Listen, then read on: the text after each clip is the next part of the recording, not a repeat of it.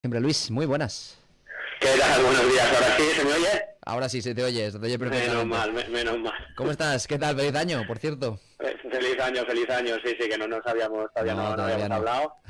Y bueno, el año ha empezado bien. Ahora comentamos, así que bueno, a ver si es un año diferente al pasado en mercados y a ver cómo será en Sí, economía real. tenemos unas cuantas cositas que comentar, como siempre, como cada semana. Coméntamelas en un minuto, hazme un resumen de lo que vamos a hablar hoy y luego vamos al lío, Luis. Pues mira, como así a modo de resumen, estamos viendo datos de inflación, se está confirmando el techo de la inflación. Puede que veamos un año 2023 que no se hable tanto de subida de precios, se están moderando dentro de que son altas, así que a lo mejor puede perder un poco de protagonismo y ahora especificaremos un poquito. Se ha presentado Estados Unidos, España, Francia y todas bastante bien dentro de lo que cabe.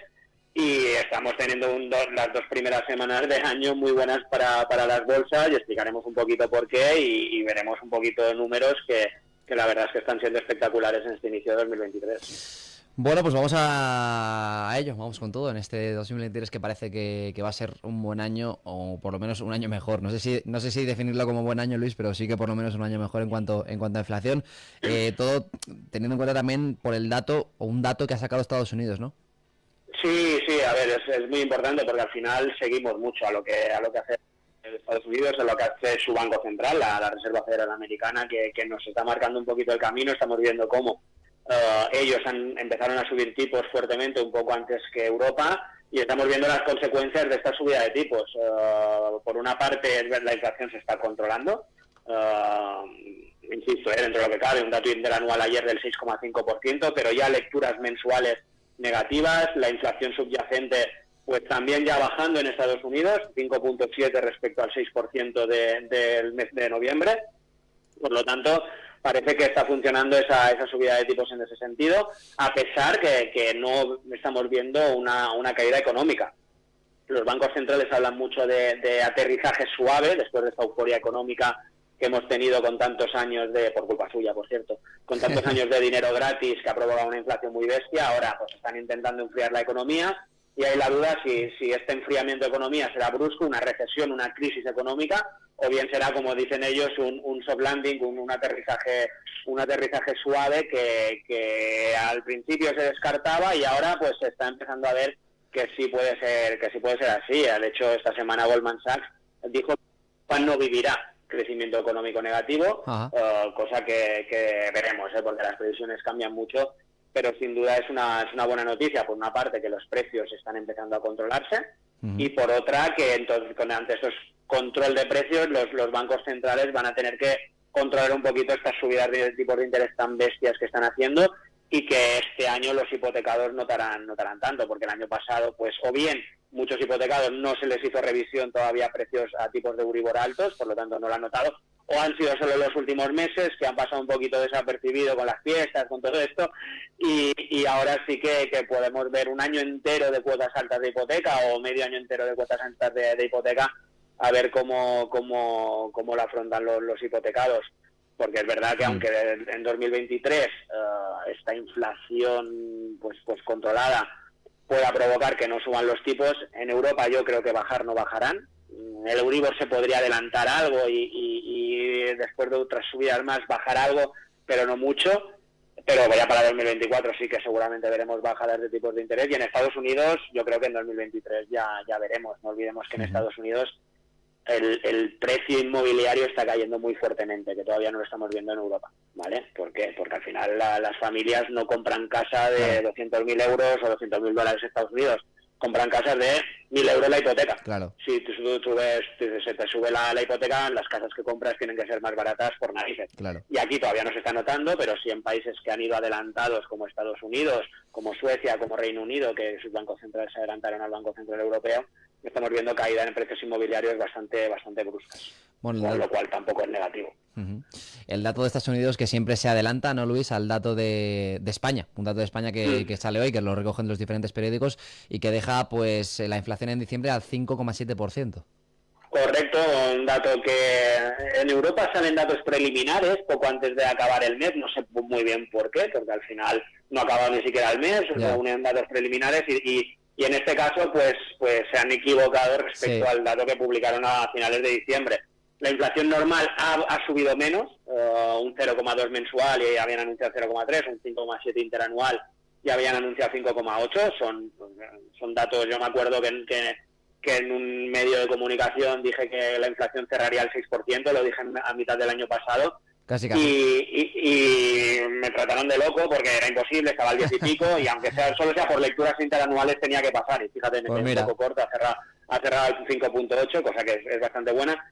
Pero sí que empieza a preocupar que la inflación subyacente, la que elimina combustibles y alimentos perecederos, está subiendo un poco más de lo que estaba previsto.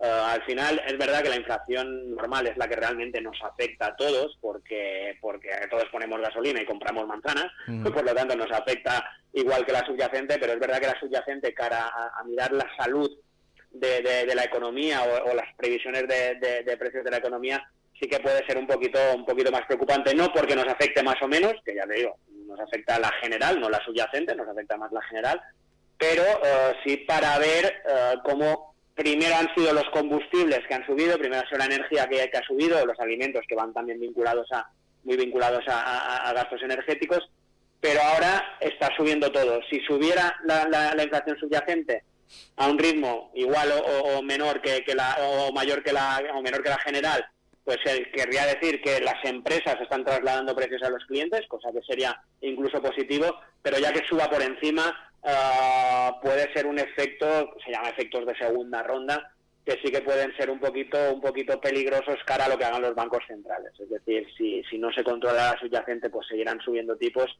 que ya te digo, van un par de meses más habrá subida de tipos, pero ahí tendría que frenarse y a ver si se controla un poquito la subyacente. Ya.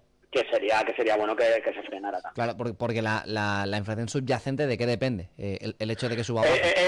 Es todos los bienes, productos y servicios que compramos, pero eliminando energía y combustibles, es decir, no tiene en cuenta la luz, no tiene en cuenta la gasolina, ni alimentos perecederos, o sea, alimentos frescos, fruta, verdura. ¿Por qué? Porque para analizar la salud del mercado de precios, de un mercado económico, eliminan lo que es más volátil, lo que no depende tanto de cómo va el consumo interno. Es decir, la inflación lo que marca es si sube mucho la inflación, se supone que se está consumiendo mucho.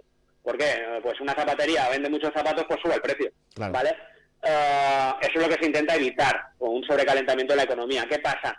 Que si solo subieran energías y alimentos perecederos, no se sabría muy bien cómo realmente afecta al consumo. Primero porque son productos inelásticos, es decir, aunque suban, tú vas a tener que seguir consumiendo, y después que tienen una volatilidad diferente al consumo. ¿Cuál es esa volatilidad diferente al consumo?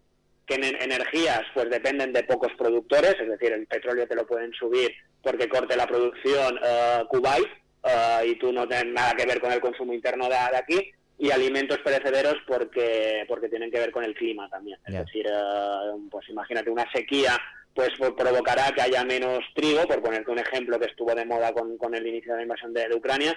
Y claro, no tiene que ver que tú consumas más o menos trigo, quiere depender más de la oferta que no de la demanda. Por eso se analiza también la subyacente, y eso es verdad que está subiendo. Se está viendo cómo hasta ahora había subido mucho los combustibles y la energía, eso se está frenando, el petróleo está muy lejos de máximos, muchísimo, pero sí que pues en segunda ronda las empresas están repercutiendo esos costes que han tenido durante mucho tiempo al cliente final.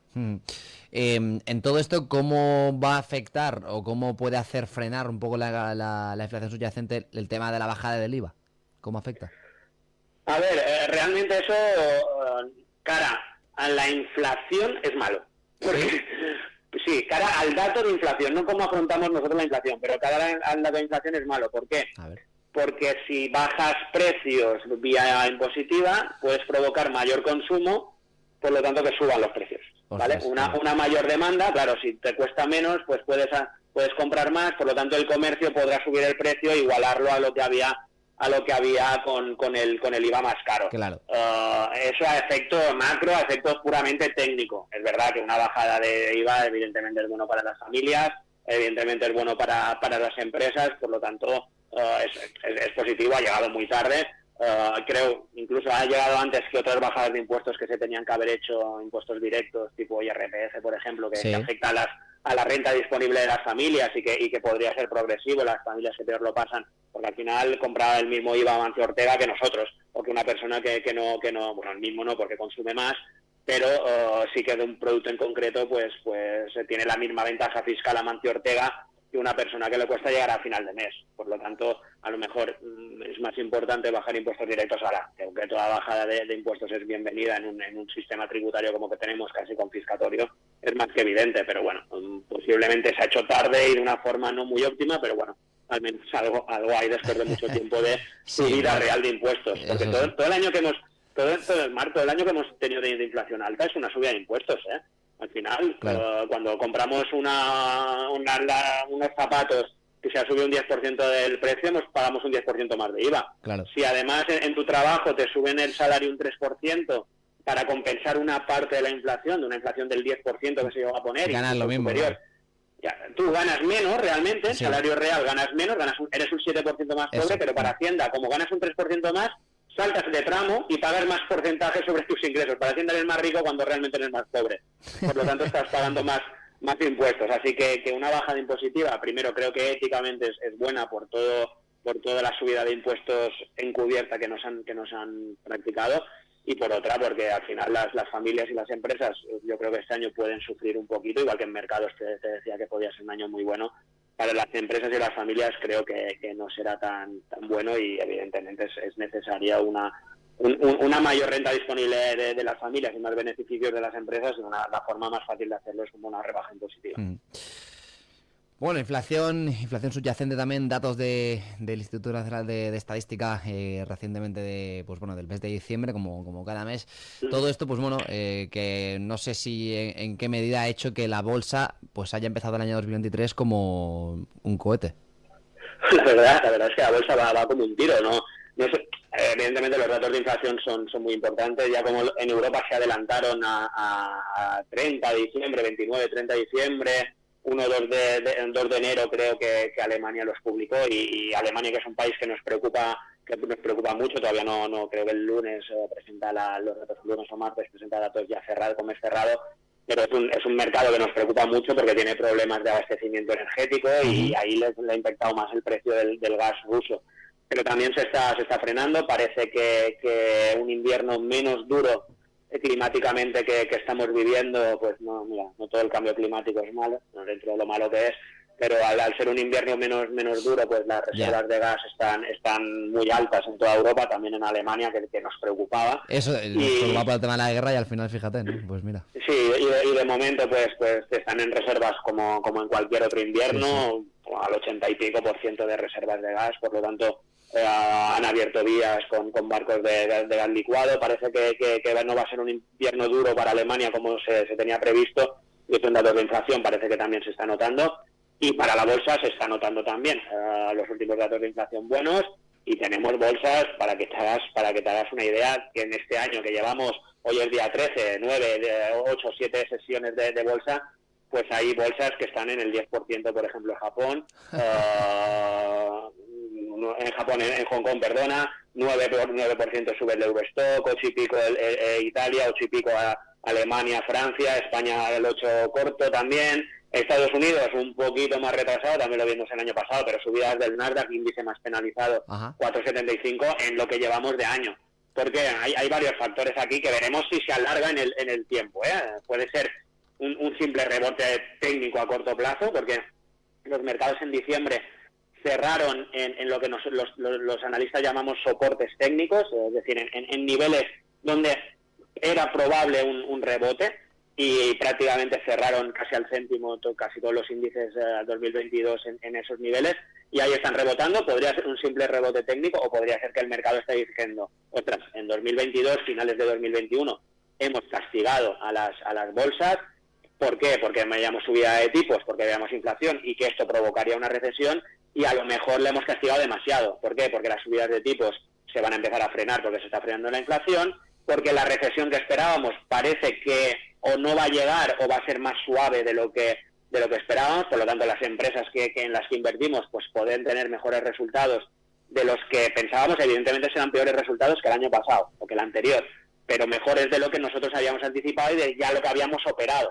ya la habíamos castigado y ahora podemos estar viendo que hemos castigado demasiado, sobre todo en algunos sectores tecnológicos, empresas que tengan poca deuda, las Big Techs americanas, por ejemplo, que no tienen deuda, por lo tanto las subidas de tipo no les afecta, la Amazon, la Google, la Apple, que pesan mucho en bolsa, por lo tanto si estas van bien, pues arrastrarán subidas de bolsa porque son las empresas que más peso tienen los índices americanos. Por otro lado, podemos ver que aunque haya esa recesión, hay sectores que no lo vivirán, por ejemplo el sector salud, cuando hay recesión el sector salud, que también tiene cierto peso en las bolsas, en la española no tanto, bueno, prácticamente nulo, pero en bolsas más importantes el sector salud es muy importante y al final, aunque haya recesión, aunque haya subida de precios, si tú te tienes que tomar un medicamento te lo tomarás.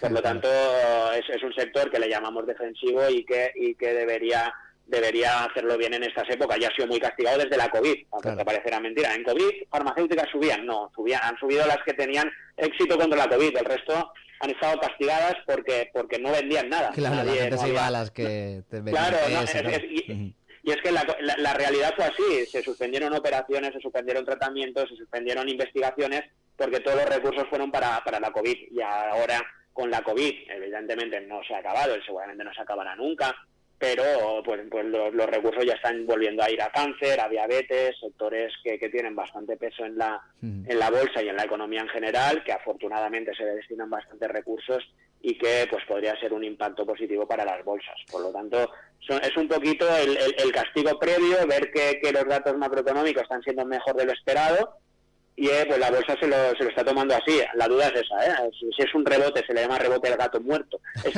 En bolsa, estos movimientos de subida a corto plazo después de suelos para después volver a caer, claro. Pero podría ser un cambio de tendencia que veamos ahora, acompañado de buenas noticias. ¿Y de qué depende precisamente que la regularidad? No sé. Veremos, ahora empezarán a presentar resultados las empresas ya. De hecho, hoy, si no voy equivocado, ya presentan algunas ahora te confirmo, pero creo que hoy ya presentan algunos grandes bancos americanos, lo cual nos puede a ver, ahora te confirmo resultados. Sí, correcto. Y ha presentado una JP Morgan, Bank of America, Wells Fargo, BlackRock, Citigroup, Bank of New York, algunas otras que no son financieras también importantes, como Delta Airlines, ¿vale? Es decir, veremos con esta presentación de resultados cómo realmente a las empresas les ha afectado un año de tipos de interés, de subida de tipos de interés, un año de inflación, y las perspectivas que van a tener incluso te diría que va a afectar más lo que digan que esperan en todo el año 2023, su guidance, que se le llama, su visión de futuro, que no cómo le ha ido el último trimestre, son resultados trimestrales del último trimestre del año.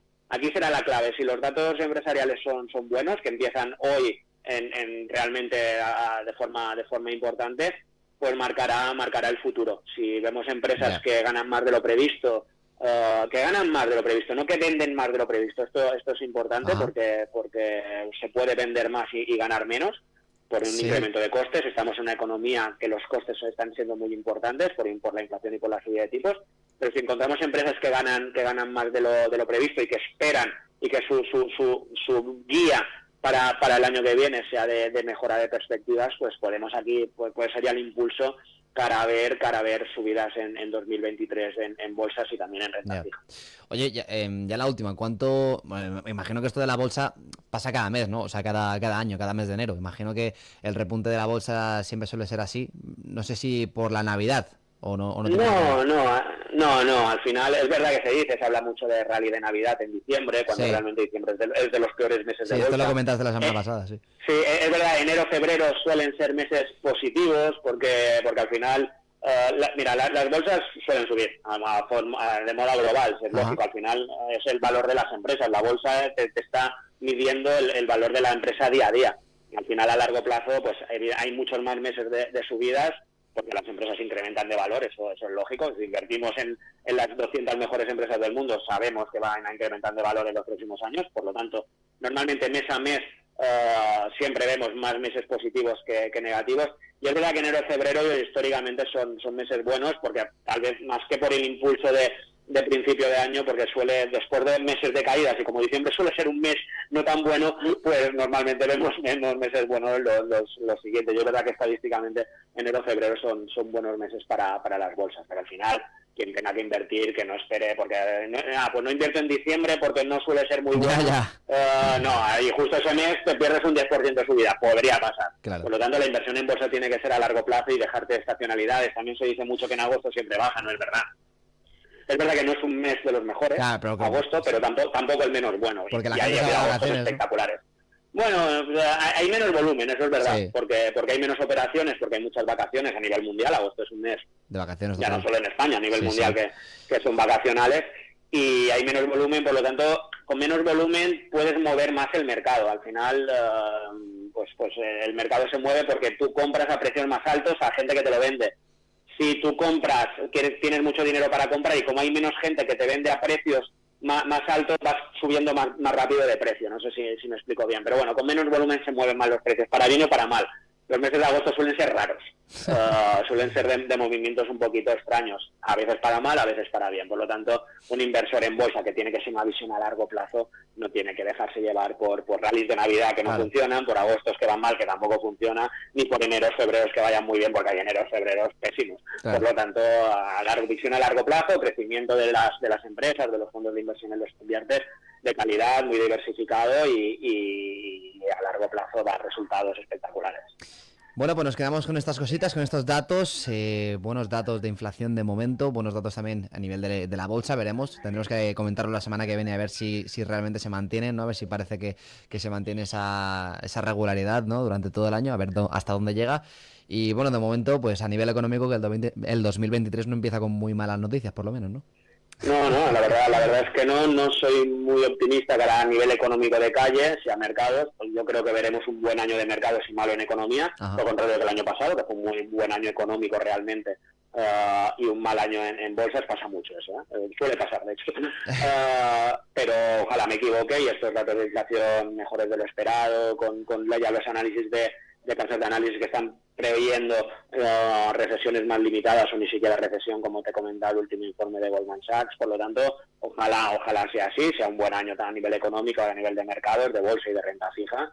Y bueno, a ver si estamos en una época con pocos ruidos económicos y con pocas cuestiones raras, que llevamos COVID, inflación, subida de tipos, guerra. Que no paramos. Estos 3 años han sido horribles para los gestores de patrimonio. Pues nos matamos para no perder dinero con tantas noticias malas, lo conseguimos, pero tampoco estamos sacando las rentabilidades que se suelen sacar. A ver si pues pillamos una racha de un par de años tranquilos, con sus ruidos, pero más suaves, y empezamos y volvemos a dar la